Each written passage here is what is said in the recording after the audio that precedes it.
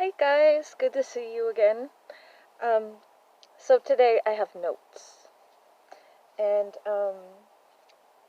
just diving in a little bit more about spiritual awakenings and things that I would really like to learn and release and unblock in my life.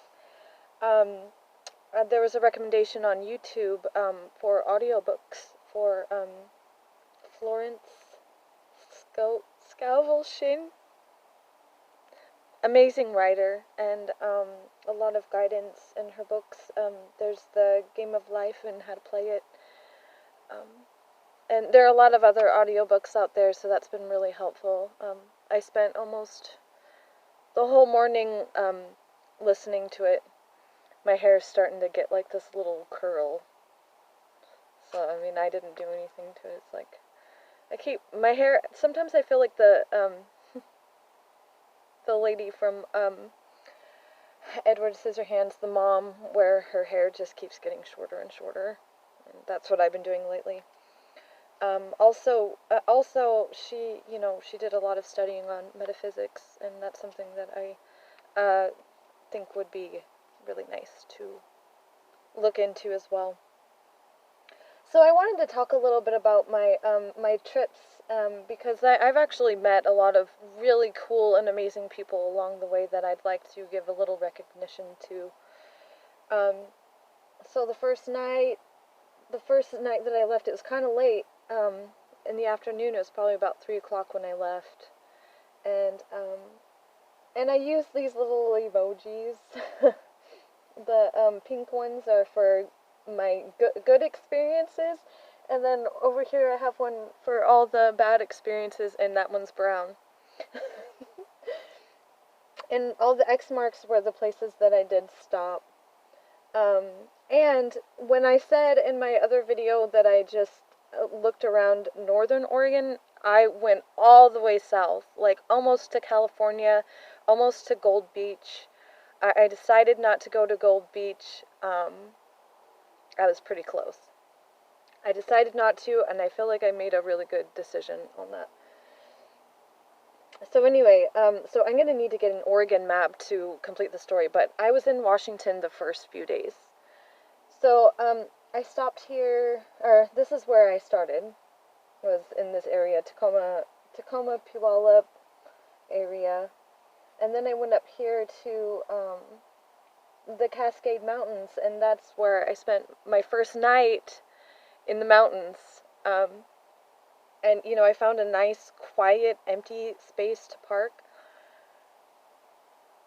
And that kind of scared me a little bit, so I ended up going to a place where there were, truckers and semis and stuff. And, and I'm not saying everybody dive out there and go do these things. Like, this was something that I really, there was something, a journey or a quest of something that I was called to do, and it really came to the extreme, doing things that I've never done before and feeling safe in it and feeling supported in it, because the spiritual awakening that I had has been so incredibly strong and can be so incredibly confusing sometimes that, for the past few months I've actually isolated myself a lot, especially when you're trying to recreate and reprogram, all the things. I mean, because, we grew up in a poor family, but, that's something that, I mean, that can be changed, and, it can be, the pattern can be, changed, and it has been recognized, it has been acknowledged, and it can change, and it can get better for the whole family and our whole way of thinking. Certain parts of our lives that we will no longer neglect, that we will nurture and care for and believe in and speak life and bring more life into our lives and our conversations and to the people around us, as and adventure. So that was the first night. I spent the night over in the Snoqualmie Mountains, and the view that I had, and you'll see in my video, like through the Snoqualmie Mountains, I did get I did include some videos of the scenery, you know, looking out the windows. What I got to see when the sun rose and set, it was just absolutely magical and absolutely gorgeous. And you know, you're out there and you see it and you just, you know, there's like this big breath of fresh air of freedom. At least that's how it was for me, and it's really, really incredible. And those were the experiences that I've always longed for. Is just, you know, there's so much beauty and freedom in nature. And you find a lot of freedom and you know, fresh air and, you know, wiggle room and possibilities in new places and new discoveries. And we want new things in our lives. We want new, better things in our lives. And that's why I did all of this. There's so much more to it, but that is one of the reasons why I just took the last $30 I had in my wallet and filled up the tank and just started driving until I couldn't drive anymore, and I wanted to know where I would end up. And so I made it to the Snoqualmie Mountains. You can see that's not, you know, much of a distance. And then I, you know, went down Highway 90 to Wenatchee, and then decided to take a random road somewhere through here, through Cornell. Like I started taking like a random road, but it ended me all the way over here across Washington to a little place called Waitsburg. Waitsburg is all the way down here. And that's where I got stranded. That's where I was like, okay, well, now all my gas is gone. What am I going to do?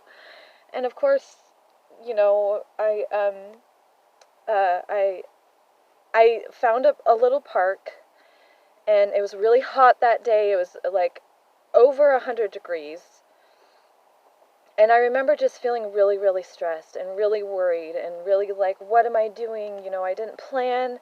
You know, did I just do this on a whim? And yes, I did. And I'm like, you know, Heidi, this was your decision. You did this. And you know, all these different emotions started running through my mind, and, you know, just wondering, you know, something is calling me to have adventures. Something in my life has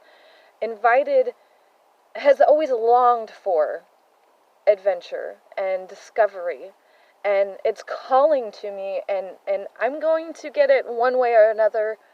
I'm not going to allow money to be the issue. And, you know, but then, you know, here I am in this moment, I'm out of gas, and, you know, in a really hot, tiny little town that I've never even heard of, and it's over 100 degrees.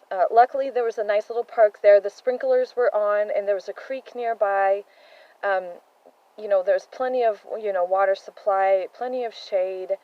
I didn't go to the creek there because I did go to a creek previously before I visited there.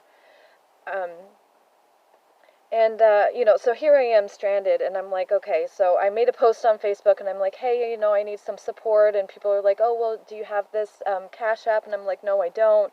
You know, so people couldn't wire me money or send me money, and I didn't have enough gas at the time to go to a Western Union that was open. So, so I ended up calling a gas station, and I said, hey, do you guys have gift cards? Can somebody purchase a gift card so then I can, you know, get some gas? And, you know, the guy was like, well, where do you need to get to? And, you know, started asking me some questions. He was really, really super friendly. And this was like this was a gas station that's a mile out from the town, from Waitsburg. And I said, well, you know, I need to get, I'm all the way, you know, I'm all the way over here. It's going to take me like 4 hours to get, not 4 hours. It's going to take me about 8 hours, maybe 6 hours. I don't know. Wait, let's see. 4 hours and 53 minutes. I wrote that down. I forgot. 4 hours and 53 minutes to get all the way back home. And, you know, but he seemed really helpful, and he was like, well, you know, no, we don't do that, but, you know, and I was like, that's all right, thank you very much. And I was like, okay, so, family's not going to be able to wire me money. I need to think of something else. So I called the police department. Actually, I ended up, okay, so I have to bring this up. Going back, during this process, I was like really, really, um, a little stressed. Started raining in the van, which you guys might think is weird. It's my workspace, but it's my own space, and nobody can bother me here. And I have that kind of personality where if I'm working, I don't want anybody to bother me because that can change, and I'm open to that changing. Anyway, so oh, my battery's getting low too. Okay, so which means I'm gonna hurry up. So I was having this argument with my mom and my daughter while I was out there because I was, kind of frustrated, and I'm like, I need a plan, and my daughter. So anyway, but I remember there was a point where I got really, really, really upset, and all of a sudden there was like this huge windstorm, like after it being hot and dry and just like desert heat, all of a sudden. And it just so happened to be during a time when I started to get really emotional because it's starting to get late, it's really hot, I'm stranded out in this city, and then I'm like, what did I do this for? And, I had all these different things, going through my mind. And I was frustrated, so I had this emotion that was just incredibly strong, and it just so happened to be during a time there was a huge windstorm, and there was a woman walking outside, and it was like ready to blow her away. And as soon as I calmed down, so as well did the storm. That is the truth.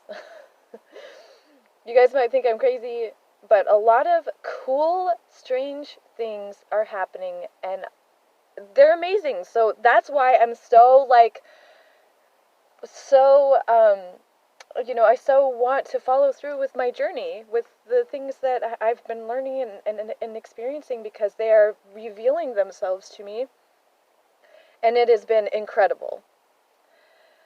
Alright, so the population, and I wrote a few things. The population in that Waitsburg where I went was 1,231, and that's from a 2019 study.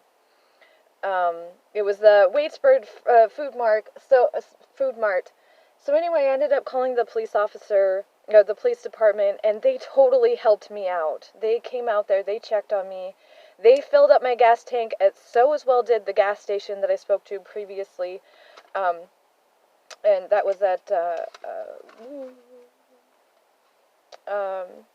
Waitsburg Food Mart. They were totally awesome. There was a woman who also worked there who did the same, pitched in some money. They gave me food, and it was just really, it was incredible. I was on the road again, and I went to my next place, which I will share with you next time.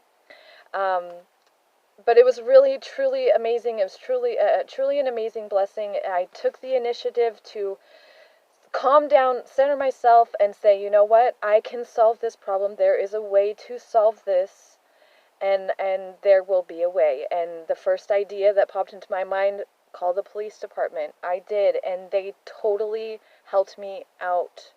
And I appreciate the police officer, the the people who were at the gas station. You guys were amazing, and you really, really brought this miracle in my life to life, and many, many blessings to you in the future, and I will see you again. Take care, everybody, and I'll talk to you later. Bye.